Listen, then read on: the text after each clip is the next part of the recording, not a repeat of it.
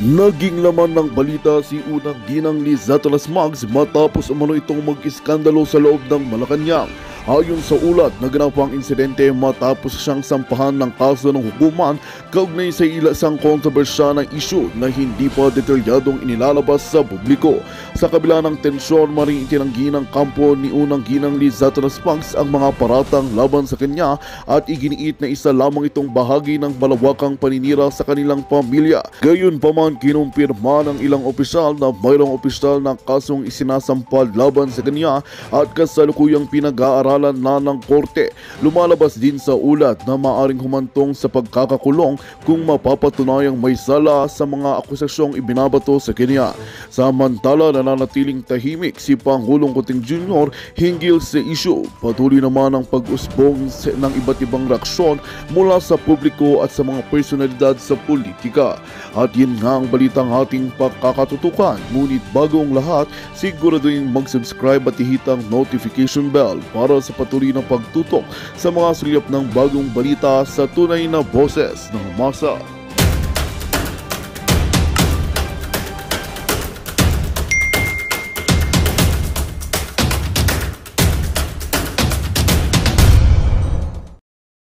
Sa ugnayang panlabas, lalo na sa ganyan, ang dapat na nagre-report diyan ay DFA.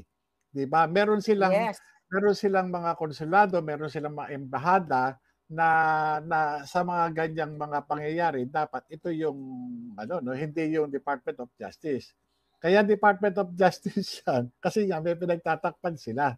Sila na mismo yung akala naman nila tanga yung na sorry doon sa na egot yung mga Pilipino na ganito lang. Kasi ito ang tao pagka inaresto natural ibubuk yan, di ba?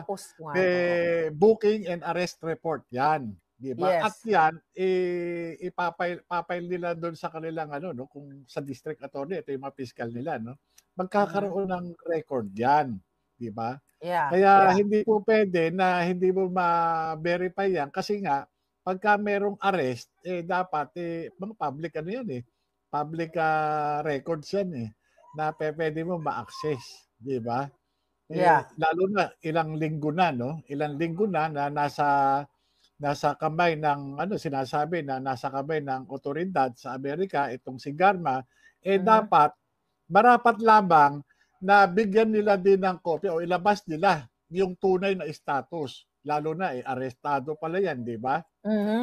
Kaya nila tinatawag. Kita mo, nung nag-announce sila, hindi nila masabi yung details ng arrest. Di ba? Kasi walang arrest.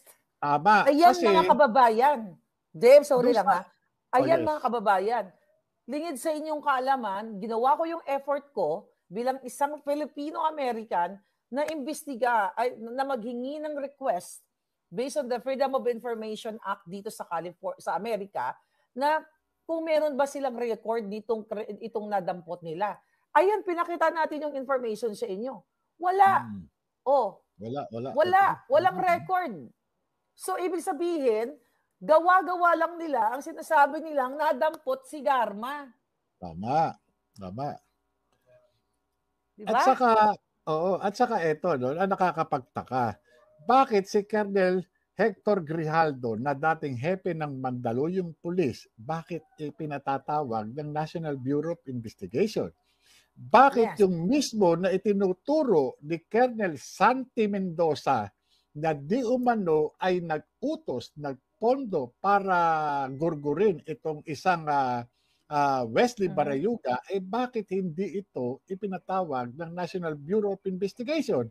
At ang nakakapagtaka rito, bakit walang Immigration Lookout Bulletin Order o ILBO? Kasi kahit wala ka pang kaso, maaari kang isyuhan ng ILBO. Lalo na, itong mga panahon na ito, mas sikat si Garma kaysa kay Nora Honor. Ibig sabihin, imposible na hindi ito makikilala ng mga gatekeepers natin sa airport. O ito yung mga immigration officers, Bakit ito nakalabas? Di ba? Kasi kung ako ang immigration officer, halimbawa, di ba? Yung wala akong order, walang sa akin. Nakita ko, uy, medyo sensational to ma'am, Yes. meron ka pala, kumusta yung hearing mo sa Senado? Ma'am, Yeah. itinuturo ka puro sa pwede ho bang pwede ho bang humingi ka ng clearance doon sa Senado na pwede kang lumabas? Yeah. Kasi resource person ka po nila eh. May kaso ba ako? Wala naman po. Kaya lang, siyempre may dinidinig, ongoing ho yung pagdinig. At saka, ang alam po namin, yung hepe ng Mandaluyong, nung mangyari yung, yung murder case o yung homicide case dyan sa Mandaluyong, iniimbestigahan. Bakit yung mismo tinuturong mastermind, di umano yung mastermind, bakit yun hindi hinohold? Di ba? Yun ang nakakapagtaka. Ito, malamang kaya yung pagkakalabas nito ng bansa ito hindi nakalabas ng sarili niya. Mukhang ito ay inayos. inescortan pa, di ba? Yes. Baka nga naka-convoy pa yan para di ba? That's true, Para that's lang, true. kumbaga sa sige, labas ka na, di ba? Yun yung At doon, yun nga, nag-avail na siya ng refugee status o na siya ng asylum. So yun yun po yung Yeah. So grabe. So mga kababayan, i-echo nyo na yan. Mamaya i-share natin dito sa Facebook natin sa Boljakan yung kopya para makuha ninyo itong kopya ng report ng San Francisco Police na wala po talagang record sila na maibigay na si Garma ay nahuli dito sa California. Grabe. So, sabi ni Shane D, kasabwat kasi nila lahat. Isang tawag lang yan. Kaya nga So, JM, itong si, tawag ito? Itong ginagawa ni Bangag at ni Tambaluslos, sila pa ngayon, JM, ang nagpapanggap na parang aping-api sila. Inaapi sila ng mga Duterte, ni Inday. Kumbaga sinisira sila. Ano masasabi mo doon na feeling nila sila ang aping-api? Hayaan na natin sila. Pinagtatawanan nga sila ng taong bayan Pinagtatawanan sila. Kaya nga, alam nyo, yung ginagawa naman nila, bumabalik din sa kanila. Kahit nga doon sa social media, makikita mo yung yung engagement Makikita mo, ang taas ng engagement nitong si Pangulong Marcos, puro tawa. Oo. Samantala, puro tawa Yung emoji na tawa Samantala kay BP Sara, puro puso. Di ba? Talagang, ang taas ng, matatawa ka na lang doon sa kasi ang tao, hindi na nila maloloko. Hindi na nila maloloko ang taong bayan. At yan sa mga susunod na sa mga susunod siguro na mga pangyayari, makikita natin 'yan. Makikita ng buong mundo kung papaano magpasya ang sambayan ng Pilipino.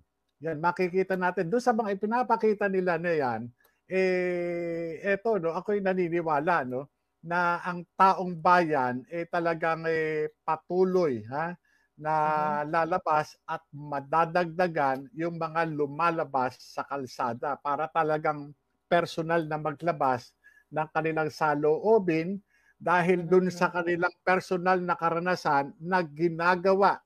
Yung sabwatan ang nakakatakot kasi rito, yung pagsasabwatan ng Malacanang at ng Kongreso. Wala na Wala nang tatakbuhan ang taong bayan. Wala na. Kaya nga masakit man na talagang isipin, mukhang tila, hindi naman natin nilalahat, tila, apektado di umano pati yung ating hudikatura. Sapagkat, dahil dun sa, dahil dun sa mga koneksyon nitong mga, itong grupo, nitong si Bangag, yun po yung nangyayari ngayon. Talagang kahit yung mga congressman, kahit yung sa Senado, sa Kongreso, ito talagang hindi sila makaporma dahil alam nitong sindikato na magkakamag-anak na ito na itong mga politiko na ito ay mayroong mga tinatago sa aparador. Kaya alam na alam. Kaya nga itong mga ito, takot sila na magaya doon sa isang Congressman Tebes na talagang Yeah. mabilis ang tinanggal bilang Mhm. isang kongresista. Kaya ayaw nilang mangyari sa kanila yung sinapit ng isang congressman Tebes. Yeah, that's true. So, kumusta ba ang sitwasyon ng ating mga kababayan? Siyempre, ikaw, may mga kaibigan ka, mga pulis, mga military. Ano po, JM, ang kanilang sentimiento? Alam nyo, nakakatuwa, sapagkat dati-dati talagang, sila, no? Kumbaga sa talagang, tahimik lang sila, ayaw Mhm. nilang, ayaw nilang makipagkwentuhan kung patungkol sa nangyayari sa gobyerno. Ngayon, ay talagang nagsasalita na sila at mismong nakakakuha tayo ng impormasyon sa kanila Mhm. Naputol ka na naman. na talagang kitang-kita na nila yung mga ginagawa. Kaya nag-aantay na lamang sila ng pasya ng taong bayan. At Magsalita ka eto lang dyan, naman, JM, sabi nga nila kung ano Magsalita ka yung lang yan. magiging sinasabi nga kung ano yung magiging pasya ng taong bayan, yun, sila ay susunod, Susunod sila. Yun po yung pinakamaganda sa mga nakikita natin sa ngayon. Sapagkat dati-rati nga, itong mga kasundaluhan at saka yung mga kapulisan, pagka ating mga nakakausap, talagang ngayon open na sila. Bakit ganun? Marami na silang mga katanungan. At nakikita rin nila, napapansin na rin nila kung papaano nagiging sunod-sunuran na lang kahit mali yung kanilang mga superior officers. Yun po ang isa dun sa masakit na katotohanan.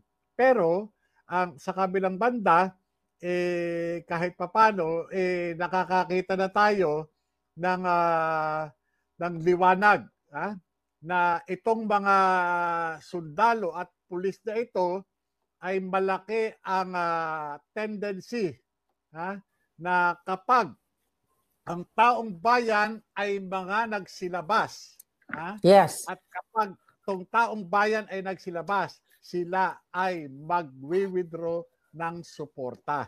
Yun po yung JM, natin. balikan Yan. natin si Garma. I just Okay. realized, habang nag-uusap tayo, maaring wala si Garma sa Amerika. Possible din. Pwede. Pwede. Pwede. Right?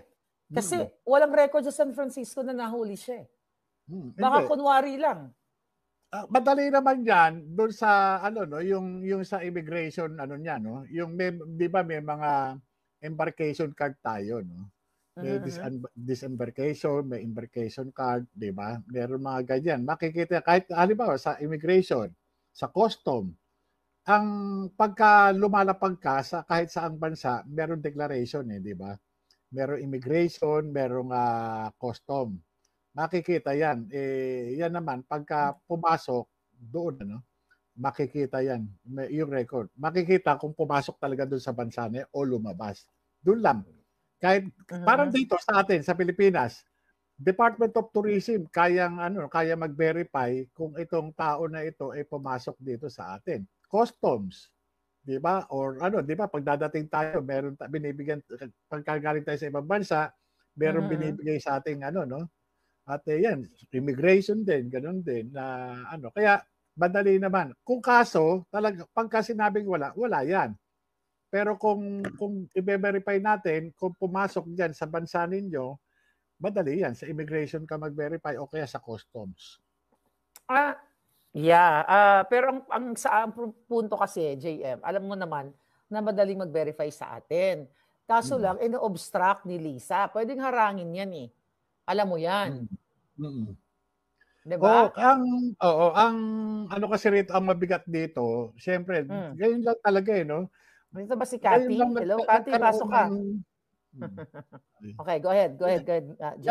Ngayon lang nagkaroon talaga na pinakikialaman pati yung mga trabaho ng ng mga sangay ng gobyerno. Kasi dapat 'di ba, yung mga nagtatrabaho sa gobyerno, independent sila sa pagtatrabaho. Ngayon talagang pati pati pagko-comment, pati pag sa social media pinakikialaman na 'di ba? Huwag kayo manonood kay Maharlika, huwag kayong mag-ano. Yeah. Pati yung pag-share, pagla-like doon sa kanilang merong Yes. ganyan, no? May mga order na ganyan. Siyempre, iba eh. Ito lang yung talaga, no? Yeah. Itong administrasyon na ito ang kakaiba. That's true. So, ang dami-dami nating nakikita na talagang kapalpakan ng gobyernong ito. Sa mga kapapasok lang, hi Kathy Binag, please kamo, akyat ka. At isi-share ko to, no? Actually, nawala sa isip ko sa sobrang busy ko tong report na to, JM. 3 days ago, yung report ng San Francisco Police, nangawala ng record. So, kailangan i-share natin to mga kababayan. At yung mga kapwa natin vloggers, i-echo ninyo. Okay? I-echo ninyo itong nakuha kong na result actually. It's a confirmation na wala pong naarestong Rowena Garma sa San Francisco based on the report from the San Francisco Police records.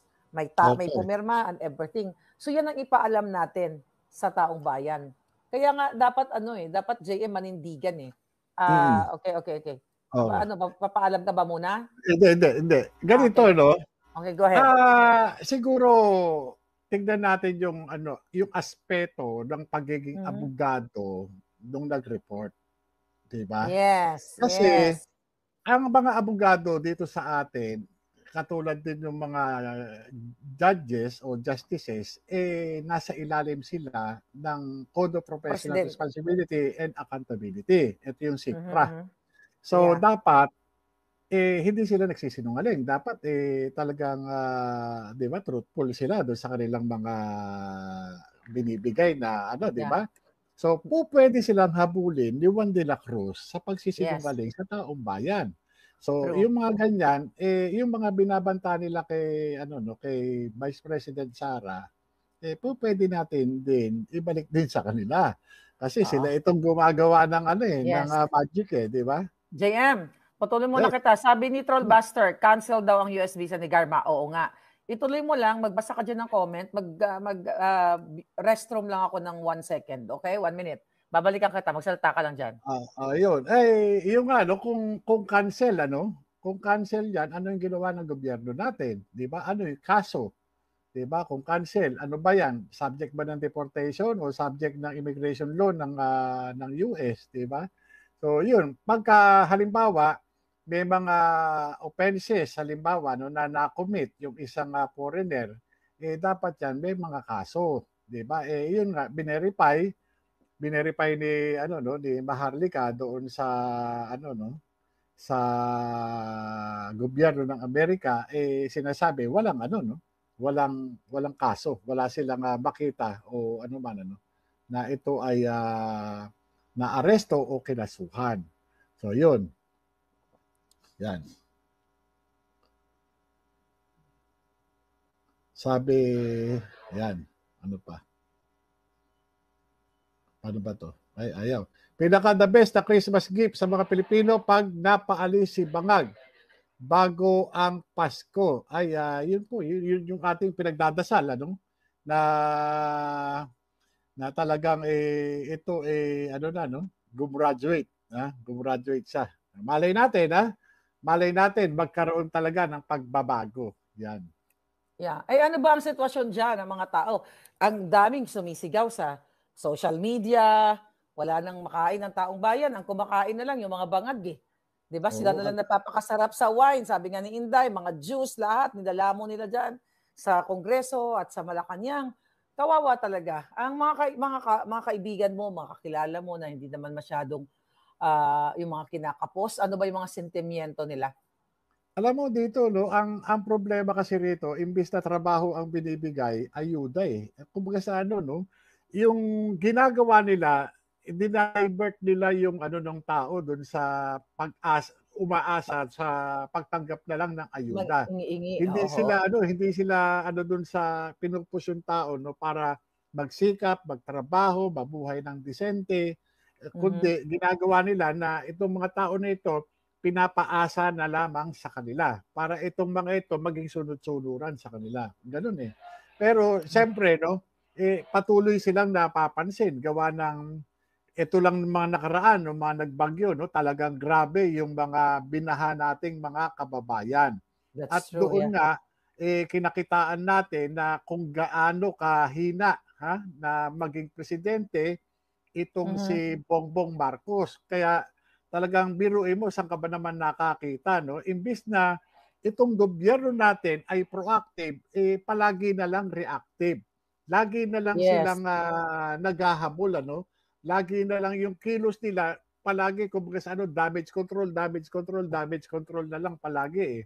Wala silang malinaw na plano, wala silang malinaw na mga na mga ginagawa para at least ma-mitigate o ma-preempt yung mga posibleng maulit-uli, di ba?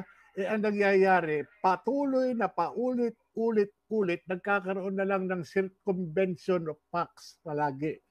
Yung problema natin dito. Nagsisircumvent, paikot-ikot ng ikot na parang buhay lamang ng isang pulirong bangag. Yun yung, yun yung di ba? Yun. Yeah. So, grabe. Kaya, magbasa ka ng comment dyan. Sir, nakikita mo kay Pangulong Duterte, nandoon pa rin talaga yung kanyang, sabi niya kasi doon sa interview niya, wala na daw yung Duterte Spark. Wala na ako, sabi ni Pangulong Duterte. Wala naman ako eh. Very humble talaga, no? Na ang ating Pangulo ay hindi naman daw siya nakikipag-contest sa mga Marcos dahil unang-una wala naman nakaw na yaman si Pangulong Duterte at ang mga Duterte. Kaya talagang I hope talagang makonsensya ang taong bayan dahil sabi nga ni Del Alo, BBM is the biggest mistake we had. Sabi ni Del Alo, which is true naman. So I hope na yung mga military o mga police na matitino ay makonsensya sila. Dahil sobrang hirap na nang nangyayari sa Pilipinas. Kasi sabi nga natin, kung maganda ang pagpapatakbo ni Marcos Jr., wala tayo dito ngayon.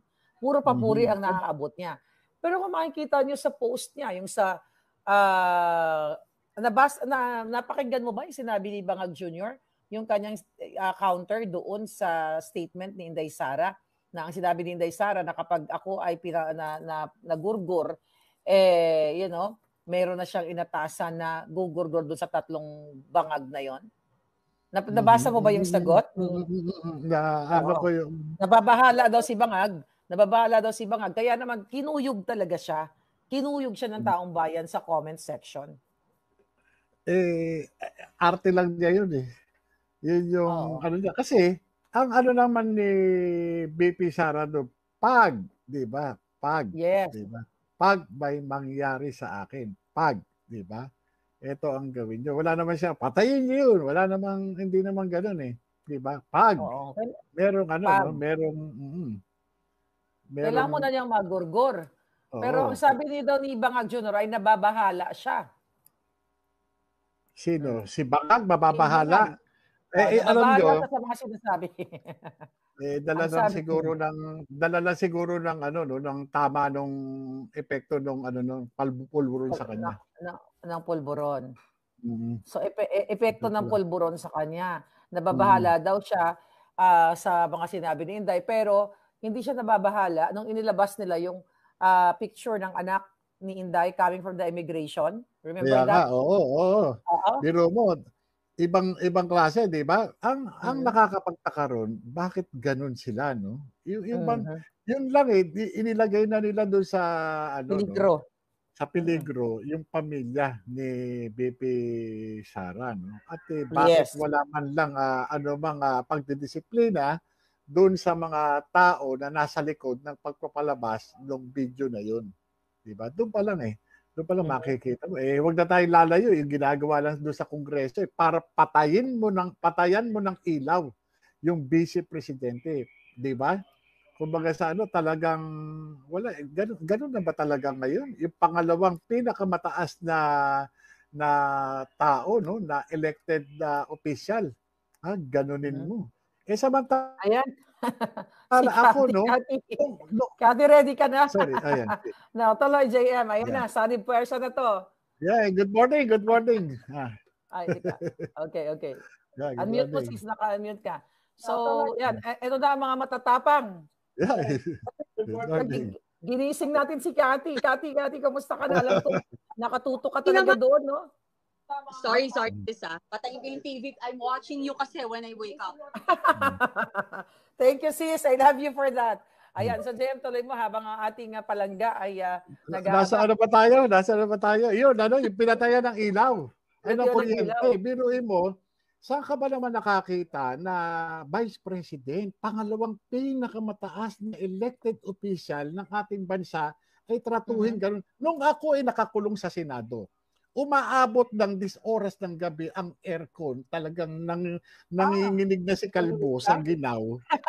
Talaga? Biruin mo. Oo, centralized yung aircon eh. Bakit? Dahil mayroong isang senador na naandun pa. Hanggat meron daw senador, kahit isa lang, ang aircon bukas kasi centralized. Diba? Si Vice President, Vice President yun. At nasa loob ng tanggapan ng kanyang kapatid. Bakit pinatayan ng supply ng kuryente yung building? Ako'y presong kalbo na na-contempt sa Senado. Dahil mayroong isang senador na tila nag-overtime, ako'y nanginginig na sa ginaw. Diba? Yes. Alam mo, talagang namamaluktot yung kalbo dun sa diba? Yes, JM. Nako, talaga naman, eto nagsasanib persa na itong mga hinahunting ni Lisa. Meron tayong common denominator. Sis, kamusta ka na? Si Pangulong Duterte, na-vindicate tayo pare-pareho. Yun tungkol sa binanggit ni Pangulong Duterte na kagabi, no, sa kanyang press con dyan sa Pilipinas, na alam ng mga taga Davao na si Marcos Jr. at si Anton Lagdameo ay talagang, sabi nga ni Pangulong Duterte, pagkausap daw niya, nakikita tumutulo na yung sipon dahil, sa kakaali. Mga ganun-ganun pa si Pangulong Duterte. Dito ba, na-vindicate ka, sis, sa iyong mga testamento nung una kang lumabas. Anong masasabi mo, sis? Sis, kasi, di ba, kapag nagsasabi ka talaga ng ganun totoo, kahit na anong takip or kahit na anong gawin nilang pagsisinungaling, meron talagang mag-justify ng katotohanan. Like me, the reason why then ako lumabas, and ang kataong bayan, sis, ang laki rin ng utang na loob sa'yo kasi sa katapangan mo na hindi tayo ilalaki all out mo ako. Then, yung ginawa ni President Duterte is talagang yung alam na niya kasi matagal silang magkaibigan, sis. Ang masasabi ko doon is kahit na ano pang gawin nyo, kahit na anong gawin yung pang-ape, remember, pinost ko nga yung kahapon, ang galing nyo kasing gumawa ng, sasabihin nyo si Sara ang madrama, gumagawa. Kayo yung gumawa ng pelikula tapos yung bida nyo si Sara di pa sa lahat ng pelikula, pag may bida, di ba, naapi sa umpisa, papaape. Anong ending? Di ba yung bida mananalo, tatangan nyo. Galing. I know. Siyempre, 'di ba at saka sa teleserye ng Sara the Munting Prinsesa, inapi-api muna si Sara doon. 'Di ba? Pinaghiwa-hiwa muna ng patatas doon. Then later on, kinoronahan. I think yan yung magiging yan yung magiging pelikula or series na kaabang-abang. Kaya naman sis, go ahead sis. Hindi, saan ka nakakita na tapos gusto nyo, walang kakampi. Diba? Ano namang yan? ano namang concept yan, di ba? Na baboy nyo, babae pa. Tapos yun pa. Kagabi nga, may isa pa. May isa pa. Sis? Atake, di ba? Parang what's the name of the girl na parang na-hospital din? Inatake ba? Sino pangalan nun, palangga? I forgot. Gina, I forgot the name. Castro, hindi ko, hindi. Si Castro, dapat na atakin yun. Dapat I forgot the name. Nanood ako, kaso lang, sino yung palangga? Yung, Acosta. Gina Acosta. Hindi pa kami updated. Ano nangyari sa kanya? But anyway, kasi nga, nanggigipit talaga sila. Si Miss Gina Acosta. Magkape na kayo lahat dahil, hanggang bukas kami dito. Wala na tutulugan. Hindi ko anong nangyari. Sister. Pero ako kasi, yung mga taong nagsasabi na nagdadrama daw si Sara, si Attorney Lopez. Ang tatanga na itong mga to, palibasa, hindi naman si Inday Sara magaling magdrama. Action star siya eh. Inaantay nga natin. Oo. Hindi yan si alam mo, hindi ko siya close, pero ang pagkakakilala ko sa kanya is siya yung isa sa pinaka hindi plastic na tao. Oo. Kaya nga konti lang kino-consider niyang close. Kaya nga, di ba, alam mo, yung even nga nung makikita mo yung kanyang liderato, yung pagiging tao niya, nung naging mayor siya ng Davao, inalis niya lahat ng tao ng tatay niya at nag-build siya ng sarili niyang grupo. Kasi gusto niya i-prove na kaya ko to, na mag-umpisa ako from scratch, na ako to. Liderato ko to. You know, kapal na mukha na itong mga... Ginagagor tayo. Nasa veterans daw pala si